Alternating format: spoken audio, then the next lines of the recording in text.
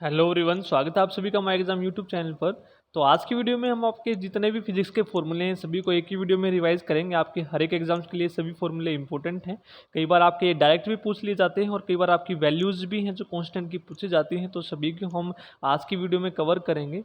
यदि आपको वीडियो पसंद आए तो प्लीज़ वीडियो को लाइक ज़रूर कीजिए।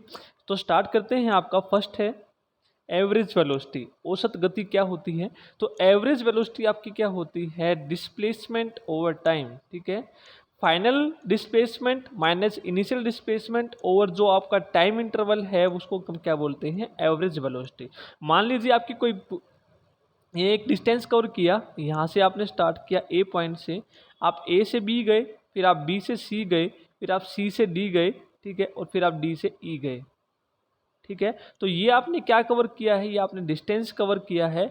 यदि हम डिस्प्लेसमेंट की बात करें तो डिस्प्लेसमेंट आपका होता क्या है, तो डिस्प्लेसमेंट आपका होता है फाइनल पॉइंट माइनस इनिशियल। ठीक है, यानी कि इनिशियल जहां से आपने स्टार्ट किया था और फाइनल जो आपने कवर किया, यानी कि जो मिनिमम डिस्टेंस आपका होता है उसको हम क्या बोलते हैं, डिस्प्लेसमेंट बोलते हैं। ठीक है, और ये आपकी एक वेक्टर क्वांटिटी होती है क्योंकि इसकी डायरेक्शन भी होती है और इसका मैग्नीट्यूड भी होता है। ठीक है, यही अगर हम बात करें स्पीड की, तो स्पीड में हम लेते हैं total distance travel upon total time taken. यानी कि टोटल डिस्टेंस आपने कवर कितना किया, ए से बी गए, फिर बी से सी गए, सी से डी गए और डी से ई गए, तो ये आपका क्या है, टोटल डिस्टेंस है। तो वेलोसिटी और स्पीड में आपका ये डिफरेंस होता है, आप सभी को पता होना चाहिए। ठीक है, और इसके बाद हम साथ ही साथ एक्सेलरेशन की बात करें, त्वरण की बात करें, तो एक्सेलरेशन क्या होता है, change in velocity upon change in time. ठीक है, डीवी अपॉन dt। नेक्स्ट है आपका इक्वेशन ऑफ मोशंस। आपकी इक्वेशंस ऑफ मोशंस होती हैं, तो आपकी ये तीन इक्वेशंस ऑफ मोशन होती है। कौन कौन सी, v is equal to u plus a t, s is equal to u t plus half a t square, और v square minus u square is equal to 2as। ठीक है, जहां पर आपका u क्या है, इनिशियल वेलोसिटी, v क्या है आपका फाइनल वेलोसिटी, a क्या है आपका एक्सेलरेशन, और s क्या है डिस्प्लेसमेंट ट्रेवल, कि उसने कितना डिस्प्लेसमेंट ट्रेवल किया है। ठीक है, तो आपको ध्यान रखना है। इसके साथ साथ यदि आपको अपवर्ड मोशन दे तो एक्सेलरेशन जो आपका होता है वो क्या होता है, नेगेटिव होता है। ठीक है, अपोजिट डायरेक्शन में होता है तो आप क्या लेंगे, ये नेगेटिव लेंगे। तो तीन इक्वेशंस ऑफ मोशन है, कई बार इसके बेस पर भी फॉर्मूला पूछ लिया जाता है आपका। तो आज की वीडियो में सिर्फ और सिर्फ हम फॉर्मूले रिवाइज करेंगे, आपके जितने भी इंपॉर्टेंट फॉर्मूले हैं। नेक्स्ट है आपका प्रोजेक्टाइल मोशन। प्रोजेक्टाइल मोशन क्या होता है, मान लीजिए आपने एक पॉइंट से एक थ्रो की एक बॉडी, ठीक है, यहाँ पर कुछ एंगल वो थीटा पर, ठीक है, तो कुछ एंगल थीटा पर आपने एक बॉडी प्रोजेक्ट की और वो फाइनली लैंड होकर यहाँ पर गिरी है। ठीक है, तो आप देखेंगे कुछ इनिशियल वेलोसिटी से आपने इसको प्रोजेक्ट किया था, तो इसको आप दो वेलोसिटीज में कन्वर्ट कर लेंगे। हॉरिजॉन्टल आपकी क्या हो जाएगी, यू कोस थीटा, और वर्टिकल आपकी क्या हो जाएगी, यू साइन थीटा। ठीक है, और जो ये होगी जिस पॉइंट पे वो मैक्सिमम रीच करेगी वो क्या होगी, उसकी हाइट। ये आपकी मैक्सिमम हाइट है, ये आपकी रेंज है, किस रेंज तक बॉडी ने डिस्टेंस कवर किया है, और टाइम टेकन। ठीक है, और टी क्या है, time taken in reaching landing point. ठीक है, ये आपका लैंडिंग पॉइंट है और ये आपका क्या है, प्रोजेक्टिंग पॉइंट है, और यहाँ से और यहाँ तक बॉडी को कितना टाइम लगा है, तो वो आपका क्या है, टाइम ऑफ फ्लाइट। तो तीनों का फॉर्मूला आपको याद रखना है। तो प्रोजेक्टाइल मोशन आपका इस तरह का होता है। तो तीनों के फॉर्मूले आपके क्या है, टाइम ऑफ फ्लाइट क्या होता है, 2u साइन थीटा बाई जी, जहां पर u आपकी क्या है, इनिशियल वेलोसिटी। रेंज की बात करें हॉरिजॉन्टल की, तो u square sine 2 theta by g. तो आपसे कई बार पूछ लिया जाता है कि मैक्सिमम रेंज आपकी क्या होती है। तो मैक्सिमम रेंज आपकी कवर करे बॉडी, तो उसको आपको एंगल 45 पे क्या करना पड़ेगा, प्रोजेक्ट करना पड़ेगा। यदि थीटा की वैल्यू 45 होगी तो साइन 2 थीटा आपका क्या हो जाएगा, 90 हो जाएगा, और 90 होता है आपका 1। ठीक है, तो रेंज आपकी क्या हो जाएगी, यू स्क्वायर बाय जी। ठीक है, आपको ये ध्यान रखना है। नेक्स्ट हम बात करते हैं अब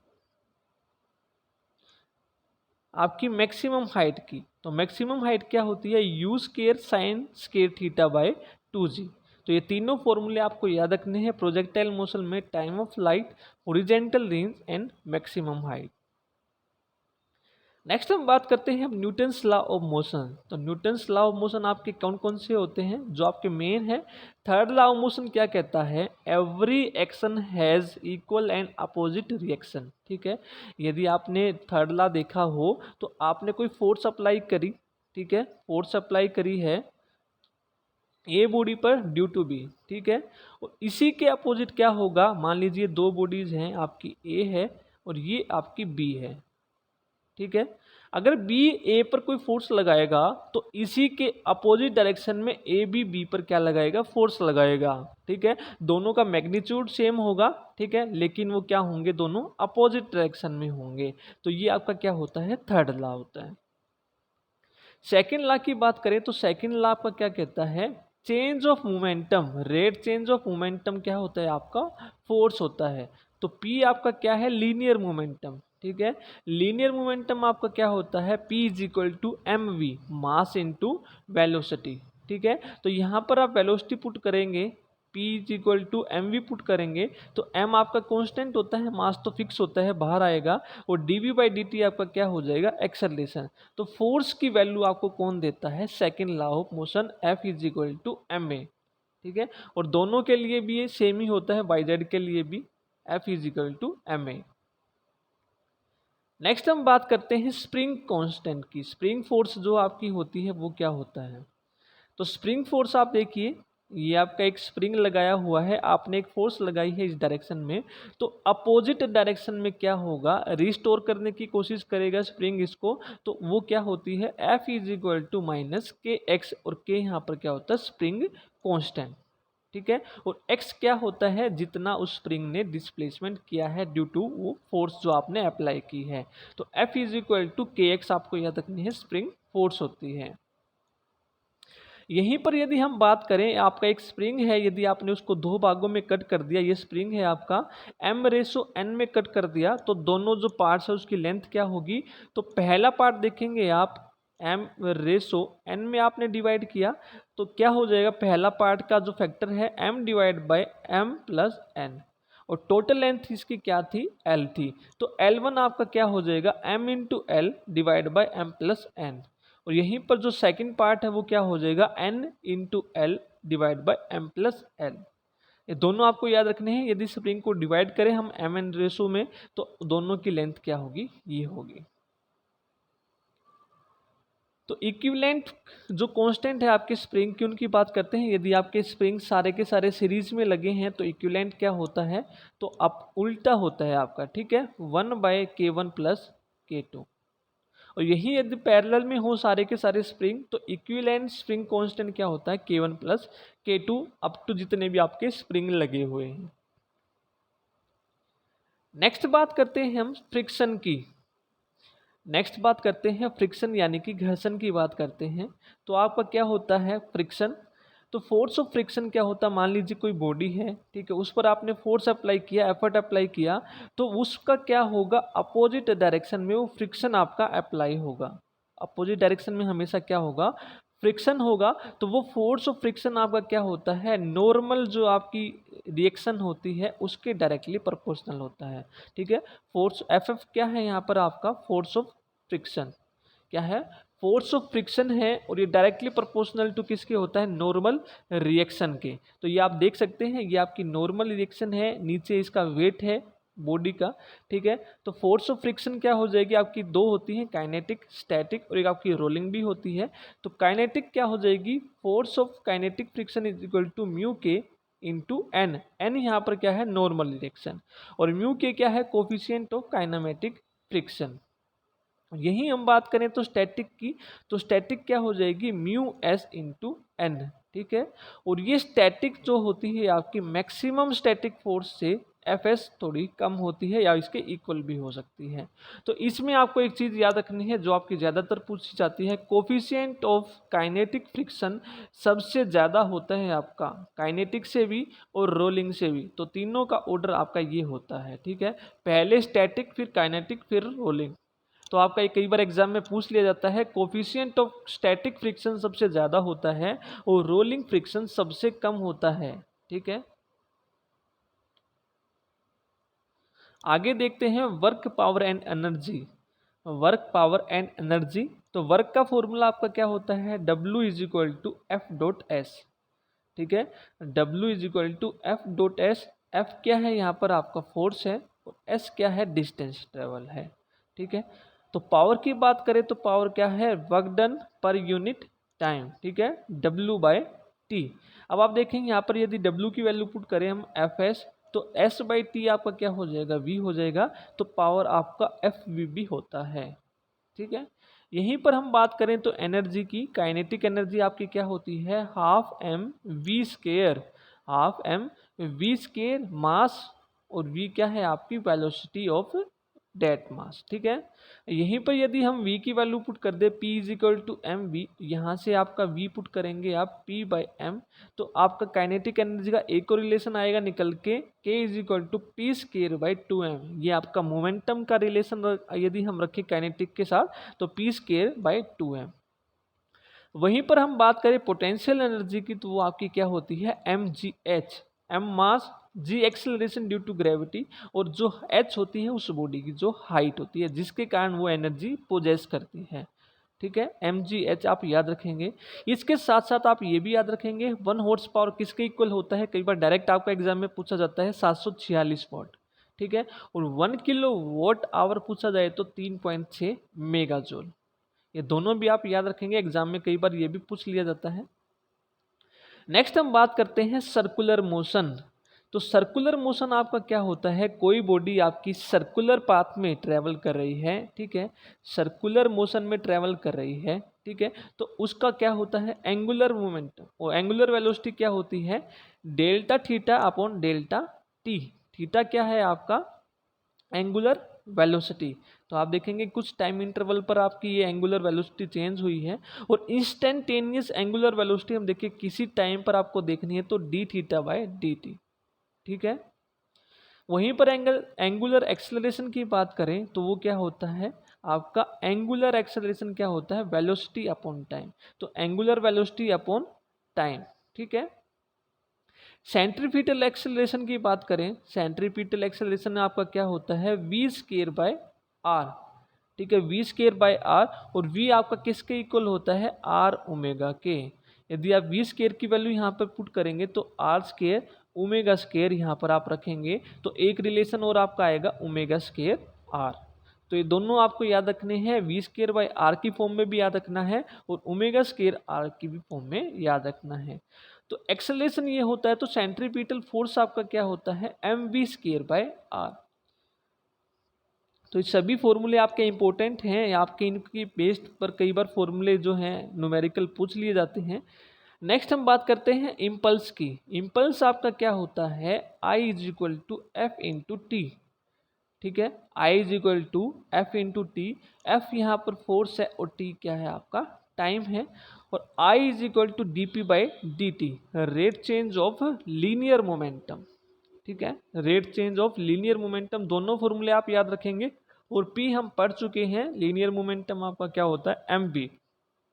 तो यहाँ पर आप एम वी रखेंगे, एम बाहर आएगा आपका कांस्टेंट होता है मास, और D V by D T आपका क्या हो जाएगा, ए। तो इस फॉर्म में भी आप कई बार फॉर्मूले अपने याद रखेंगे, सभी के सभी आपके जो हैं आपको याद रखने हैं। नेक्स्ट है आपका सिंपल हार्मोनिक मोशन, सरल आवर्त गति आपका क्या होता है। सबसे पहले आपको इसकी इक्वेशन याद रखनी है, क्या होती है वो, x is equal to A sine, x is equal to A sine omega T plus five. Omega T plus five आपका क्या होता है, जिस फेज में वो बॉडी मोशन आपका कर रही है। ठीक है, नेक्स्ट है एंगुलर फ्रीक्वेंसी आपका क्या होता है, 2 पाई एफ। 2 पाई एफ, एफ यहाँ पर क्या है, फ्रीक्वेंसी है।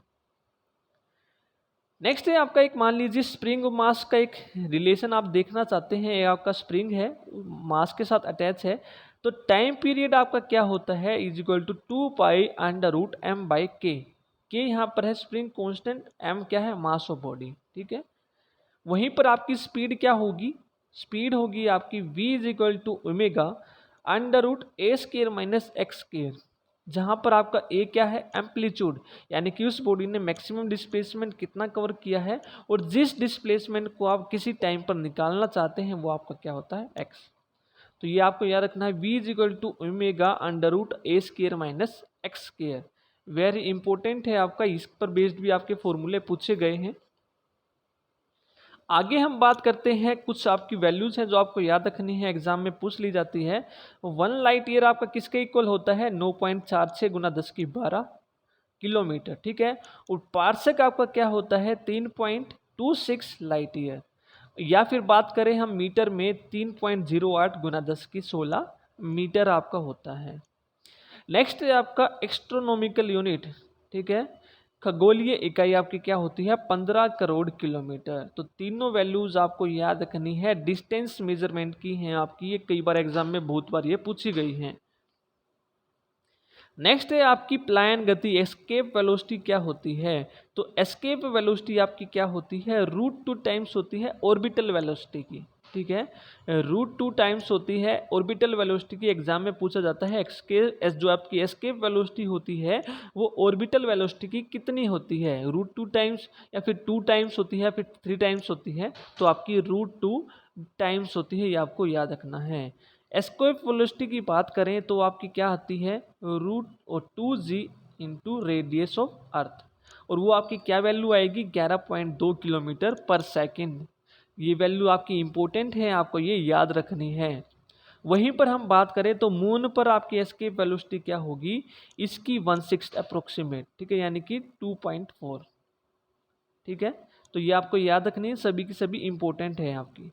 नेक्स्ट है आपका केपलर लॉ क्या होता है। तो केपलर लॉ क्या बोलता है, मान लीजिए कोई प्लेनेट रिवॉल्व कर रहा है एलिप्टिकल पाथ, ठीक है। आप ये देखिए, कोई प्लेनेट है, ये सन है आपका, और इस सन के पाथ, ठीक है, ऑर्बिटल पाथ या इलिप्टिकल पाथ में कोई प्लेनेट रिवॉल्व कर रहा है, तो उसका जो टाइम पीरियड ऑफ रिवॉल्यूशन है, उसका स्केयर किसके प्रोपोर्शनल होता है, मीन डिस्टेंस फ्रॉम सन, कि उसका सन से मीन डिस्टेंस कितना है, उसके क्यूब के डायरेक्टली प्रोपोर्शनल। तो ये आपका केपलर लॉ क्या बोलता है, time period of revolution of planet का स्केयर किसके डायरेक्टली प्रोपोर्शनल होता है, जो आपका मीन डिस्टेंस होता है उसके क्यूब के, ठीक है। ये आपको याद रखना है। नेक्स्ट है सरफेस टेंशन। तो सरफेस टेंशन क्या होता है, फोर्स पर यूनिट लेंथ, ठीक है, फोर्स पर यूनिट लेंथ। तो एक रिलेशन आप ये याद रखेंगे, T is equal to T naught 1 minus alpha T, ठीक है। वैल्यू ऑफ सरफेस टेंशन है T डिग्री, ठीक है, जो वैल्यू है किसी भी T डिग्री पर है वो, और अल्फा क्या है आपका टेम्परेचर कोफिशिएंट है, और जो सरफेस टेंशन है आपका कम होता है टेम्परेचर इंक्रीज करने से। ये भी आपको याद रखना है, एग्जाम में पूछा जाता है। ये दोनों फॉर्मूले आपको याद रखने हैं, फोर्स पर यूनिट लेंथ और T is equal to T naught 1 minus alpha T. Next हम बात करते हैं कैपिलरिटी की। कैपिलरिटी क्या होता है आपका, मान लीजिए आपका राइज होता है, ठीक है। मान लीजिए कैपिलरी ट्यूब आपने एक लिक्विड में डिप करी, तो उसके अंदर डिप करने से जो राइज हुआ लेवल, ठीक है, उस लिक्विड का जो राइज हुआ है वो क्या होता है, कैपिलरिटी एक्शन होता है आपका। तो उसमें जो राइज और फॉल हुआ है आपका, उसका फॉर्मूला क्या होता है, 2t cos theta divide by sigma R, sigma नहीं सॉरी आर रो जी, ठीक है। ये आपको याद रखना है, 2t cos theta R rho G, जहां पर जो t है आपका वो क्या है, सरफेस टेंशन, r क्या है उस ट्यूब का रेडियस, थीटा क्या है एंगल ऑफ कांटेक्ट, उसके बारे में भी बात करेंगे। एंगल ऑफ कांटेक्ट आपका होता क्या है, रो क्या है लिक्विड जो आपका है उसमें उसकी डेंसिटी क्या है, और h क्या है राइज और डिप्रेशन, यानी कि वो लिक्विड यदि राइज हुआ है तब आप लेंगे या फिर डिप्रेशन में गया है, ठीक है। और जो आपकी एंगल ऑफ कांटेक्ट की वैल्यू होती है वो अलग अलग के लिए अलग अलग होती है। देखिए थीटा की वैल्यू जो होती है 0 होती है, किसके लिए, प्योर वाटर और क्लीन ग्लास के बीच में। थीटा की वैल्यू 90 होती है वाटर और सिल्वर के बीच में, ठीक है। थीटा की वैल्यू 8 डिग्री होती है यदि आपका ऑर्डिनरी वाटर सिंपल पानी है और ग्लास है यदि, ठीक है। थीटा की वैल्यू 135 होती है यदि मरकरी और ग्लास है, ठीक है, मरकरी और ग्लास है।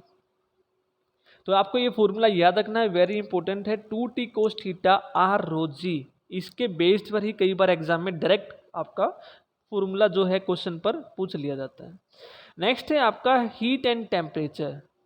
जो हीट एंड टेम्परेचर है उसमें आपके क्या क्या फॉर्मूले आपको याद रखने हैं। 1 कैलोरी आपका किसके इक्वल होता है, आपका होता है 4.18, ठीक है। और उसके अलावा आपका रिलेशन है जो आपको कन्वर्ट करना हो, यदि C/5 F minus 32/9 is equal to R/4 और K माइनस 273/5। ये आपका एक रिलेशन है जो आपको हेल्प करेगा कन्वर्ट करने में डिग्री सेल्सियस को फ़ारेनहाइट या फिर फ़ारेनहाइट को आपको केल्विन में। जो भी आपसे पूछा जाए तो इस रिलेशन से आप कन्वर्ट कर सकते हैं, ठीक है। ये रिलेशन आपको याद रखना है। वहीं पर बात करें हम स्पेसिफिक हीट की, ठीक है। स्पेसिफिक हीट क्या होती है, delta Q upon M into delta theta. जहाँ पर आपकी जो डेल्टा क्यू है वो क्या है, अमाउंट ऑफ हीट गिवन, कि उस सब्सटेंस को या उस बॉडी को जो भी आपकी स्पेसिफिक हीट जिसको दी गई है उसमें आपकी कितनी हीट गिवन है, वो वहीं पर डेल्टा थीटा क्या होता है, चेंज इन टेम्परेचर, कितना टेम्परेचर उस बॉडी का चेंज हुआ है और मास उस बॉडी का। स्पेसिफिक हीट आपकी होती क्या है, अमाउंट ऑफ हीट रिक्वायर्ड, ठीक है। किसी यूनिट मास का 1 डिग्री सेल्सियस इंक्रीज करने के लिए आपने कितनी हीट उसको दी है, वो आपकी क्या होती है, स्पेसिफिक हीट होती है, ठीक है। पानी के लिए आपकी सबसे ज़्यादा होती है, इसलिए पानी को हम एज ए कूलेंट यूज़ करते हैं रेडिएटर में, और वो कितनी होती है स्पेसिफिक हीट, 4200, ठीक है। ये आपको याद रखनी है, 4200 जूल पर किलोग्राम केल्विन, 4200 जूल पर किलोग्राम केल्विन। नेक्स्ट है आपका, ये आपको याद रखना है, latent heat of fusion of ice. Latent heat क्या होती है कि उस सब्सटेंस का फेज आपको चेंज करना है। फेज चेंज करने के लिए जो हीट गिवन है उसने एब्जॉर्ब करी, वो क्या होती है, आपकी लेटेंट हीट होती है। और आइस के लिए कितनी होती है, 80 कैलोरी पर ग्राम। और वहीं पर हम बात करें वेपराइजेशन ऑफ स्टीम के लिए आपकी लेटेंट हीट कितनी होती है, 536 कैलोरी पर ग्राम, ठीक है। इसके अलावा आपको ये और याद रखना है, Cp माइनस Cv आपका किसके इक्वल होता है, गैस कांस्टेंट के इक्वल होता है। और इसकी वैल्यू क्या होती है, 1.99 कैलोरी पर मोल केल्विन, या फिर जूल में बात करें तो 8.31। और गामा आपका क्या होता है, स्पेसिफिक हीट रिसोर्स, Cp/Cv, ठीक है। Specific heat at constant pressure और specific heat at constant volume. Next बात करते हैं सिंपल पेंडुलम। सिंपल पेंडुलम आपका क्या होता है, ठीक है, सरल लोलक। टाइम पीरियड उसका क्या होता है, 2π√L/g। एल यहाँ पर क्या है, आपने एक पेंडुलम लटका रखा है जिसकी लेंथ क्या है, L है उस स्ट्रिंग की, और उसका मास क्या है, M है, ठीक है। M क्या है, उसका मास है, L क्या है, स्ट्रिंग की लेंथ है, और G क्या है, एक्सेलरेशन ड्यू टू ग्रेविटी। तो ये फॉर्मूला आपको याद रखना है सिंपल पेंडुलम का, T is equal to 2π√L/g।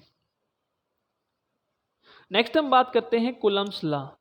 Coulomb's law आपका क्या होता है, दो चार्जेस हैं आपके और वो आपने सेपरेट कर रखे हैं r डिस्टेंस से, तो उनके बीच में जो फोर्स ऑफ अट्रैक्शन होती है वो क्या होती है, force of attraction directly proportional होती है दोनों चार्ज के प्रोडक्ट के, और इनवर्सली प्रोपोर्शनल होती है उनके रेडियस के स्क्वायर के, ठीक है। तो F is equal to K Q1 Q2 by R square. Q1 क्या है, first charge, Q2 second charge, ठीक है। R क्या है, उनके बीच में जो रेडियस है यानी कि डिस्टेंस है, ठीक है।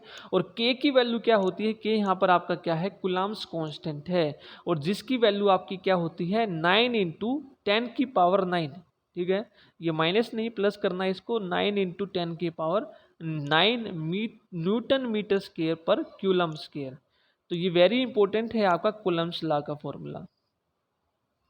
नेक्स्ट है इलेक्ट्रिसिटी से रिलेटेड, देखते हैं आपके फॉर्मूले क्या हैं। वो हैं आपके I is equal to Q/T। I क्या है, करंट, Q क्या है आपका चार्ज, T क्या है time, V is equal to RI, ठीक है। और पावर की बात करें तो V²R या फिर VI।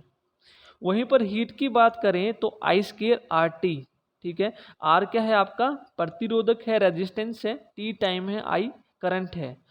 और R का बात करें तो ρL/A, और यहाँ पर आपकी रो क्या है, रेजिस्टिविटी ऑफ मटेरियल, ठीक है।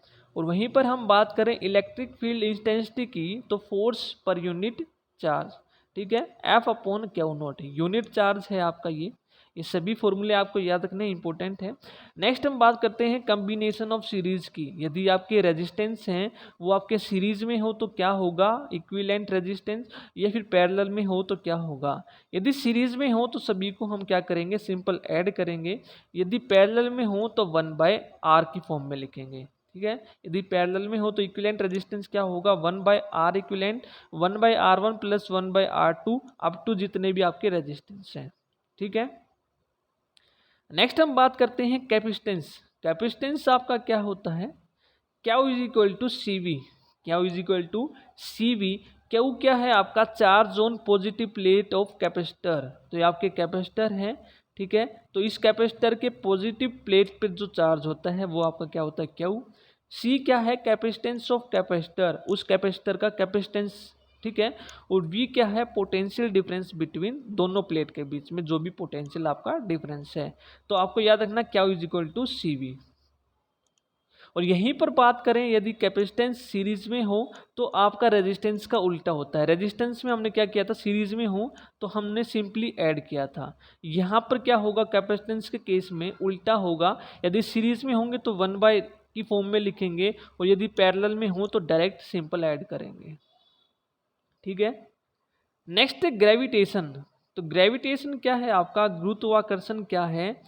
तो यानी दो बॉडीज हैं आपकी, उनके बीच में फोर्स ऑफ अट्रैक्शन होती है, ठीक है। m1 फर्स्ट बॉडी का मास है, m2 सेकंड का, उन दोनों के बीच में क्या है, r डिस्टेंस है। तो ग्रेविटेशनल फोर्स क्या हो जी आपकी, वो दोनों फोर्स जो दोनों बॉडी हैं उनके मास के प्रोडक्ट के इक्वल होती है और उनके डिस्टेंस के इन्वर्सली प्रोपोर्शनल होती है, ठीक है। इनको कंबाइन करें तो F की वैल्यू आपकी क्या आएगी, G m1 m2/r²। और G क्या है आपका यहाँ पर, ग्रेविटेशनल कांस्टेंट, जिसकी वैल्यू आपकी क्या होती है 6.67 गुना 10⁻11 न्यूटन मीटर स्क्वायर पर kilogram square. Very important formula है आपका, ये याद रखना है आपको। अब आपको याद रखना है जो वैल्यूज ऑफ जी है कई बार आपकी पूछ ली जाती हैं। अब देखिए आप, जो जी है आपका, आपकी जो शेप होती है अर्थ की इस तरह की होती है, एलिप्टिकल की स्फीरॉइड शेप होती है। तो ये जो होता है आपका इक्वेटोरियल का जो डिस्टेंस होता है वो ज़्यादा होता है, ठीक है। तो और ये आपका कम होता है पोल्स का। तो इसीलिए जो जी की वैल्यू है वो पोल्स पर ज़्यादा होती है और इक्वेटर पर क्या होती है, वो कम होती है, आर ज़्यादा होने के कारण, ठीक है। ये वैल्यू आपको याद रखनी है। नेक्स्ट बात करें तो relation between g and universal gravitational constant क्या होता है। तो g is equal to capital G m/r²। तो g is equal to G m/r²। तो कैसे याद रखेंगे, तो m क्या है आपका, मास ऑफ अर्थ है, और रेडियस ऑफ अर्थ क्या है आपका, re है। तो मास ऑफ अर्थ आपका क्या होता है 6 × 10⁻24 किलोग्राम, और रेडियस ऑफ अर्थ क्या होता है 6371 किलोमीटर, ठीक है। नेक्स्ट हम बात करते हैं लाइट की। तो लाइट के जो आपके फॉर्मूले बनते हैं क्या बनते हैं, तो सबसे पहले तो आपको वैल्यू याद रखनी है, स्पीड ऑफ लाइट आपकी होती क्या है। स्पीड ऑफ लाइट क्या है 3 × 10⁸ मीटर पर सेकेंड। और जो लाइट है आपकी उसको अर्थ पर पहुंचने के लिए कितना समय लगता है सूर्य से, तो क्या होता है 8 मिनट 19 सेकेंड। यदि वही लाइट आपकी मून से आए तो अर्थ पर कितना समय लेगी, 1.28 सेकेंड, ठीक है। तो तीनों आपको वैल्यूज याद रखनी है, वेरी इंपॉर्टेंट है। नेक्स्ट है आपका मिरर फॉर्मूला, क्या होता है 1/v plus 1/u is equal to 1/f। वहाँ पर u क्या है, ऑब्जेक्ट का डिस्टेंस है, v क्या है, इमेज का डिस्टेंस है, f क्या है, फोकल लेंथ ऑफ मिरर है, ठीक है। और वहीं पर हम बात करें m की, तो वो क्या होता है आपका -v/u। v क्या है, हाइट ऑफ इमेज, u क्या है, हाइट ऑफ ऑब्जेक्ट, ठीक है, मैग्निफिकेशन आपका। लेंस फॉर्मूले की बात करें तो यहाँ पर आपका माइनस हो जाएगा, मिरर में ये प्लस था, 1/f is equal to 1/v minus 1/u। बाकी जो आपकी u है object distance, v image distance, f focal length, ठीक है। मैग्निफिकेशन यहाँ पर आपका, अगर ये यहाँ पर माइनस है तो ये आपका प्लस होगा, m is equal to v/u। वहीं पर हम बात करें पावर की तो क्या होती है, फोकल लेंथ के इनवर्सली प्रोपोर्शनल होती है, ठीक है। फोकल लेंथ के उल्टी होती है 1/f। नेक्स्ट है आपका सिंपल माइक्रोस्कोप। तो सिंपल माइक्रोस्कोप की जो मैग्नीफाइंग पावर होती है वो क्या होती है 1+d/f, और d क्या होता है आपका least distance of distinct vision. ठीक है, लीस्ट डिस्टेंस कितना होता है 25 सेंटीमीटर इसकी वैल्यू रखते हैं, और f क्या है फोकल लेंथ ऑफ लेंस। तो ये याद रखना है, सिंपल माइक्रोस्कोप का जो मैग्नीफाइंग पावर होता है 1+d/f। वहीं पर हम बात करें कंपाउंड माइक्रोस्कोप की, तो उसकी मैग्नीफाइंग पावर क्या होती है 1+d/f ही, और बाहर आपका क्या आ जाएगा V0/U0, ये और आपका ऐड हो जाएगा यहाँ पर। ठीक है, और जहाँ पर V0 क्या है distance of image from objective lens. ठीक है, और U क्या है distance of object from objective lens, और Fe क्या है focal length of eye lens, और D क्या है आपका लीस्ट डिस्टेंस। ठीक है, तो ये थे आज की वीडियो के आपके इंपॉर्टेंट फॉर्मूले जो आपके एग्जाम पॉइंट ऑफ व्यू से इंपॉर्टेंट हैं। यदि आपको वीडियो पसंद आई है तो प्लीज़ वीडियो को लाइक ज़रूर कीजिए। तो आज की वीडियो में हमने सिर्फ आपके फॉर्मूले रिवाइज करे हैं, ताकि आपके सभी के सभी फॉर्मूले रिवाइज हो जाएं जो भी आपके फिजिक्स में यूज़ होते हैं। तो आज की वीडियो में इतना ही। Thank you.